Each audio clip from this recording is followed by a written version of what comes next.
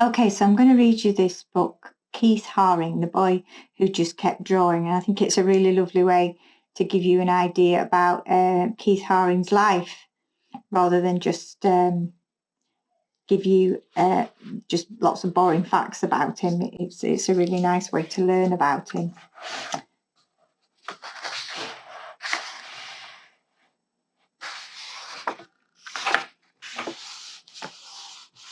Okay, Keith Haring, The Boy Who Just Kept Drawing, illustrated by Robert Newbecker. There was a boy named Keith. When he was little, his father taught him how to draw dogs and fish and funny things. His dad would draw a line and Keith would draw one. Soon the whole page would be full. From that time on, Keith never stopped drawing. In elementary school, while taking tests, Keith doodled on the edge of his paper. When he handed in his work, his teacher would ask, "Why did you doodle on this important paper?" Keith didn't answer. He went back to his desk and just kept drawing. Sometimes Keith invited his friends to draw in his backyard clubhouse. Keith made symbols and said each one represented a letter of the alphabet. His friends asked, "Why do you use symbols to write?" Keith drew more symbols. It was his way of answering their question. He encouraged his friends to join him.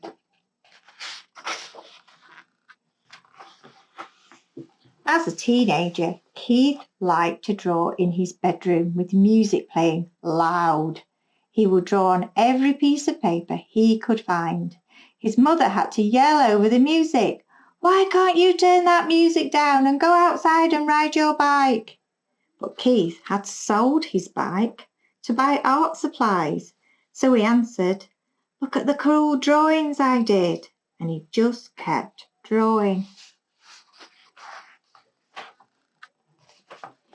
When Keith was in high school, he won first prize for his art. A successful couple from town offered to buy his drawing. Keith said, "No, thank you. If you enjoy my art, you may hang it on your wall. No charge." Keith's sisters were shocked. "Why didn't you take the money?" they asked. Keith shrugged. He just wanted to keep drawing. Keith graduated from high school and went to the big city of Pittsburgh to a school that would teach him about art. There were boys on the street trying something new, break dancing. He liked the crazy shapes of their bodies as they turned and flipped on the ground. And while the music played loud, Keith started drawing wiggly lines. His teacher asked him, "Why are you drawing pictures that look like scrambled bodies? This is not what we told you to draw." Keith knew how to draw. He just wanted to draw in different ways. And he kept drawing. Keith moved to a huge city of New York when he was 20, so he could draw with other artists.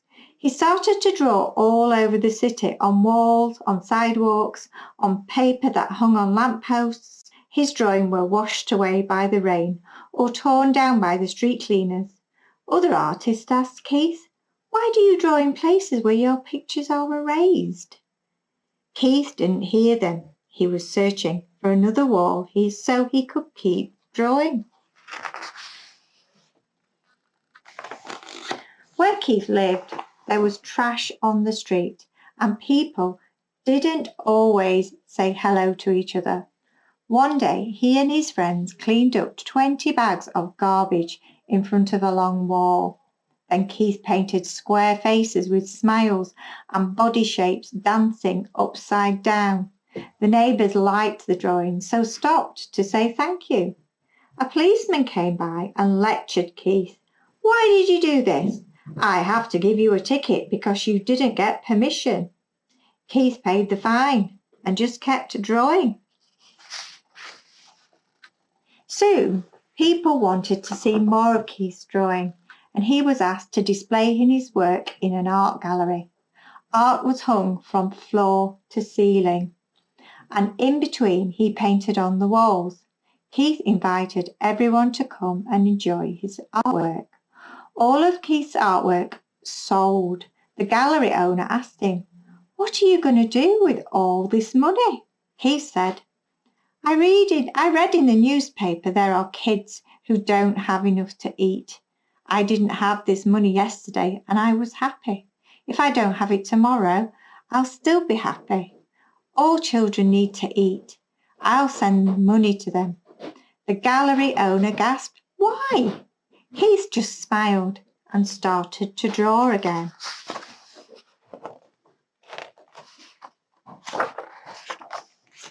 Now, people were inviting Keith to draw in famous museums and exhibit in galleries all over the world. He was proud that he had become a successful artist. But wherever he went, Keith insisted he painted a mural so everyone could enjoy his work, not just the people who had money to buy it. During a visit to Paris, France, Keith painted on the outside of a children's hospital, 6 stories high. Newspaper reporters came to take pictures and asked, "Why did you paint at the hospital? Did you think it would make the 6 children feel better?" Keith didn't have time to answer. He had to finish his painting. When the Statue of Liberty was 100 years old, Keith drew an outline of the famous statue on a huge piece of vinyl fabric. Then he asked 900 kids to help him finish the drawing. Keith told them, "Draw anything, whatever you want. No one can say it's bad or good. It's yours." When the giant painting was displayed, people were amazed to see what Keith and the kids had made. But the art critics couldn't understand why a famous artist was drawing with kids. But you know Keith, he just kept drawing. Keith painted all over the world. He would draw on anything, anytime, anywhere. Wherever he went and whatever he did, he would not stop. He just kept drawing. Now everyone wanted to know, and together they shouted, "Why? Why do you draw all the time? Why do you give your artwork away? Why do you draw on buildings, on people, on clothing, on furniture, on subway walls, on cars, on skateboards, on walls that belong to no one, and on things to be thrown away? Why do you draw on everything?" Keith stopped drawing just for a moment and answered, "I draw all the time because there are many spaces to fill. I give my drawings away to help make the world a better place. I draw everywhere because everyone needs art."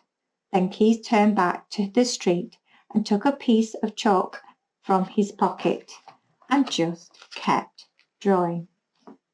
The end. Art is for everyone.